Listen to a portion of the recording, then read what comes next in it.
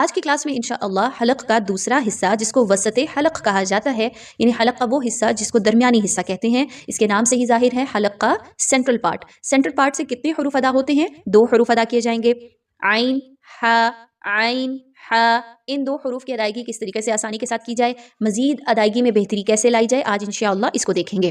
تو سب سے پہلے ہم دیکھتے ہیں عین کا مخرج۔ عین حرف کہاں سے ادا ہوتا ہے؟ پچھلی کلاس میں ہم نے آپ کو بتایا کہ ایک آسان ٹپ دی کہ اگر آپ کو کسی بھی حرف کا مخرج فائنڈ آؤٹ کرنا ہے، اس کے نکلنے کی جگہ نکالنی ہے، تو آپ اس حرف کو ساکن کیجئے، یعنی اس پر جزم لگائیے اور اس سے پہلے ایک حمزہ متحرکہ لگائیے، تو آپ کو آسانی کے ساتھ اس حرف کا مخرج فائنڈ آؤٹ ہو جائے گا۔ اب یہاں پر عین کے اوپر ہم نے جزم لگائی اور اس سے پہلے ایک حمزہ جو زبر کے ساتھ ہے، پھر زیر کے ساتھ اور پھر پیش کے ساتھ لگا دیا۔ اب اس کی ادائیگی کیسے کی جائے گی؟ حمزہ عین زبر ا، حمزہ عین زیر ا، حمزہ عین پیش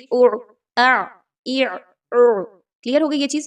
یاد رکھیے کہ حمزہ کو آپ نے عین کے ساتھ مشابہت نہیں دینی اور اسی طریقے سے عین کو آپ نے حمزہ کی طرح نہیں پڑھنا۔ عین کی آواز میں ایک بہت ہی آسان ٹپ اس کی یاد رکھنے کے لیے یہ ہے کہ جیسے ہم کسی چیز کو نچوڑ رہے ہوں، جی ہاں، آواز کو ایسے ادا کیجئے جیسے ہم کسی کپڑے کو یا کسی چیز کو خوب اچھے سے نچوڑ رہے ہوں، یعنی اچھے سے سکویز کر رہے ہوں۔ اب اس چکر میں عین کی آواز کیسے ہو جائے گی؟